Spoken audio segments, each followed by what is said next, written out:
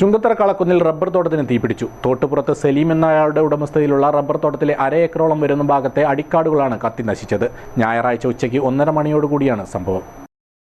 ചുങ്കത്തറ പ്രിയ റോഡിൽ കളക്കുന്നിലെ റബ്ബർ തോട്ടത്തിലാണ് തീപിടിച്ചത്.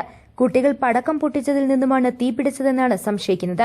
നാട്ടുകാർക്കൊപ്പം നിലമ്പൂരിൽ നിന്ന് അഗ്നിരക്ഷാസേന എത്തി തീയണച്ചതിനാൽ സമീപ പ്രദേശങ്ങളിലേക്ക് തീ പടരുന്നത് ഒഴിവാക്കാനായി. ഇതിനോടകം 1/2 ഏക്കറോളം ഭാഗത്തെ തോട്ടത്തിലെ അടിക്കാടുകൾ കത്തിനശിച്ചു.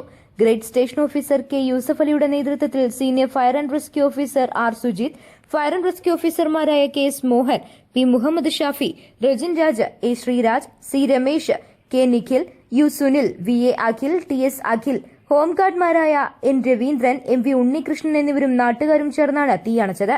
News bureau, Edakkara.